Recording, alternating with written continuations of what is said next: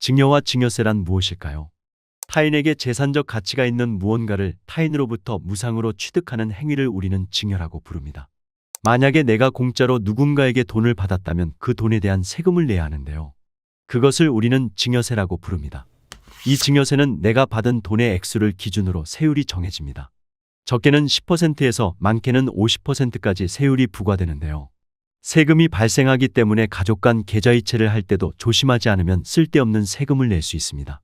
그렇다면 가족 간 계좌이체를 잘못하면 왜 세금 폭탄을 맞을까?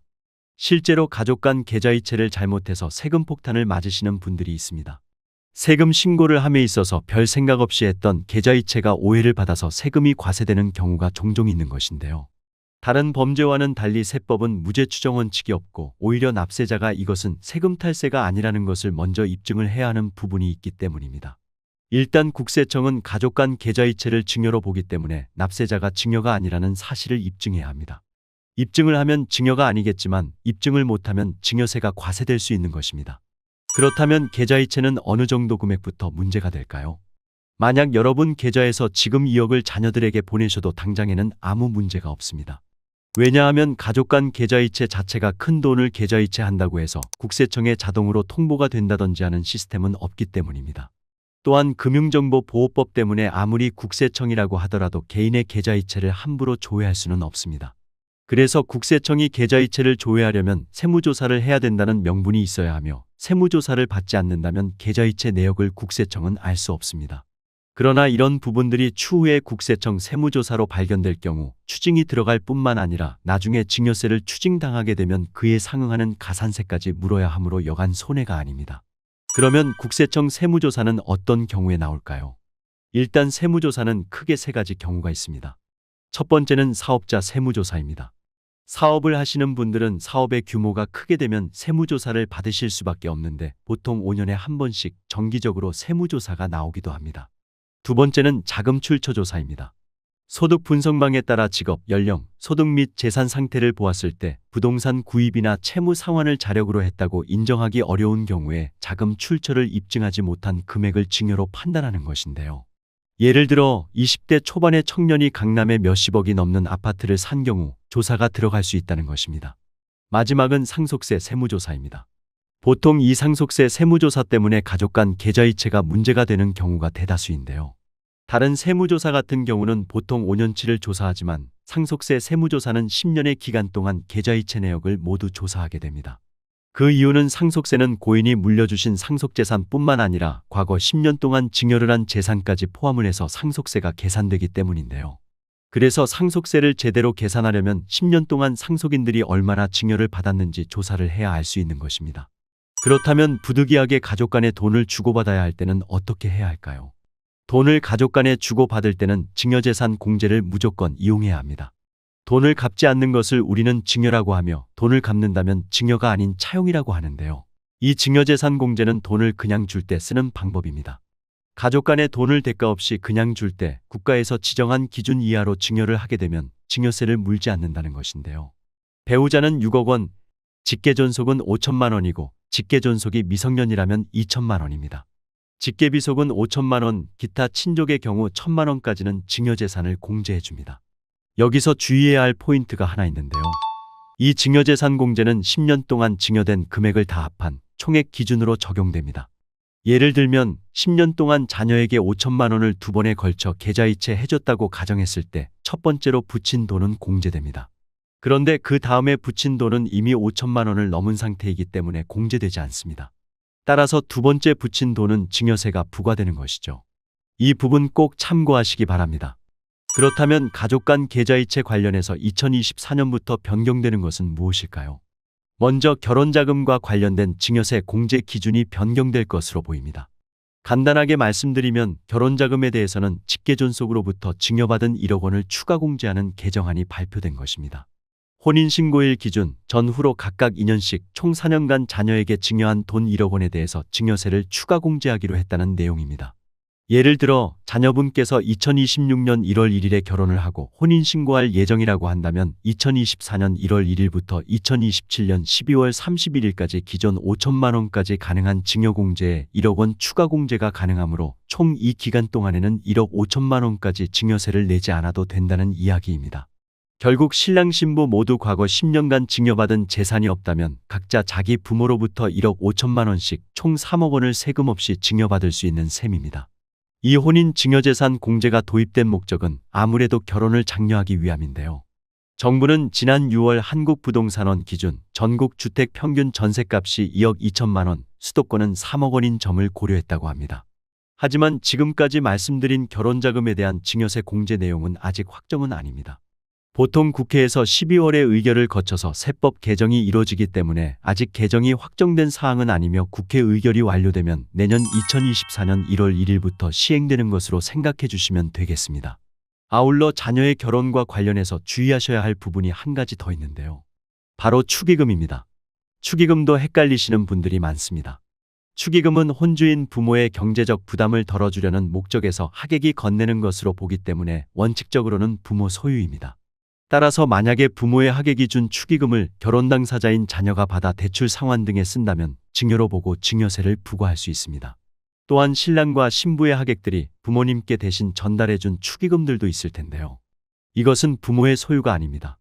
따라서 이런 경우에는 누구에게 받은 축의금인지 방명록 등을 잘 챙겨두셔야 추후 오해의 소지가 발생하더라도 방어할 수 있게 됩니다. 마지막으로 혼수용품도 많이들 궁금해하시는데요. 자녀를 결혼시킬 때 냉장고, 세탁기 같은 고가의 전자제품들을 부모님들이 혼수용품으로 사주시는 경우가 많습니다. 이때는 혼수용품으로 통상 필요하다고 인정되는 금액이면 증여세를 내지 않으셔도 됩니다. 마지막으로 가족 간 계좌이체를 할 때 반드시 알아야 할 것은 무엇일까요? 앞서 말씀드렸듯이 가족 간 계좌이체가 문제가 되는 시점은 상속세 세무조사이기 때문에 너무 과거의 일까지는 우리가 기억하기 어려울 수 있습니다. 따라서 계좌이체를 하실 때는 반드시 메모를 남기시고 가족 간에 돈을 빌릴 때는 그냥 구두상으로 빌리지 말고 반드시 차용증을 작성하시고 원금 분할 상환까지 하시는 것이 좋겠습니다. 오늘 영상 도움이 되셨나요? 도움이 되셨다면 주변 지인분들께도 오늘 영상 많이 공유해 주시고요. 저는 다음 시간에 시니어분들께 더욱더 도움되는 정보로 다시 찾아오겠습니다. 오늘도 끝까지 시청해 주셔서 감사합니다. 기초연금은 2023년 현재 만 65세 이상 소득 하위 70%인 대한민국 어르신이라면 매달 최대 32만 3천 원까지 받을 수 있습니다. 하지만 수급 요건을 충족하는데도 받지 못하는 분들이 20만 명을 넘고 무심코 했던 이런 행동들 때문에 기초연금이 탈락하거나 감액되는 분들도 상당히 많다고 하는데요. 오늘은 2024년 기초연금을 제대로 받기 위해 조심해야 할 대표적인 6가지 경우를 소개해 드리겠습니다. 영상 끝까지 확인하시고 해당되는 것은 없는지 잘 살펴보시길 바랍니다. 기초연금을 못 받는 이유 첫 번째는 모임에서 총무를 맡고 있는 경우입니다. 저희 시니어분들 중에도 동호회나 친목 모임, 계모임 등 모임 하시는 분들 많으실 텐데요. 그런데 이러한 모임에서 자금을 관리하는 총무나 회장으로 활동하고 계신 분들이라면 이번 내용 주목해서 보셔야 할 것 같습니다. 모임 회비를 관리하는 목적이라고 해도 개인 통장으로 회비를 관리하면 기초연금을 신청할 때 회비 잔액이 개인의 금융재산에 반영되기 때문인데요. 그런데 이럴 때 모임 회비가 총무 개인의 금융재산으로 반영되지 않게 하는 방법이 있습니다. 금융기관에서 이미 단체 계좌임을 증명하는 확인서를 제출하거나 개인의 명의로 계좌를 개설하고 단체명을 부기해 개인의 예금이 아닌 단체 예금으로 관리할 수 있는데요. 예를 들어 김 씨가 동창회 회비를 본인의 통장으로 관리할 때 본인의 이름 뒤에 괄호로 단체명을 기입하여 모임 계좌로 이용하면 이 계좌의 금융재산은 김 씨의 재산으로 들어가지 않아 기초연금에 영향을 주지 않게 되니 이 점 반드시 참고하시기 바랍니다. 기초연금을 못 받는 이유 두 번째는 명의대여입니다. 명의는 빌려주지도 말고 빌려서도 안 됩니다.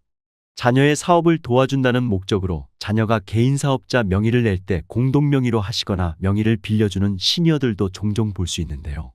이런 경우에는 자녀의 사업소득이 부모님의 소득인정액에 반영되기 때문에 기초연금에서 탈락되거나 기초연금이 감액될 수도 있습니다. 이와 비슷한 경우가 바로 자동차를 자녀와 공동명의로 하는 경우인데요.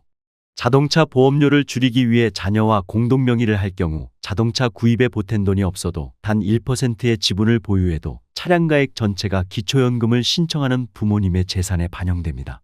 따라서 자동차 명의든 사업자 명의든 자녀에게 명의를 대여하는 것은 신중하게 결정하셔야 합니다. 기초연금을 못 받는 이유 세 번째는 자녀에게 사전 증여 때문입니다. 간혹 기초연금을 받기 위해 재산을 자녀에게 미리 증여해 본인의 재산을 줄이는 시니어들이 있습니다. 이렇게 사전 증여를 하면 내 재산이 줄어들어 소득 인정액이 줄어드니 기초연금 수급에 유리하다고 생각하실 텐데요.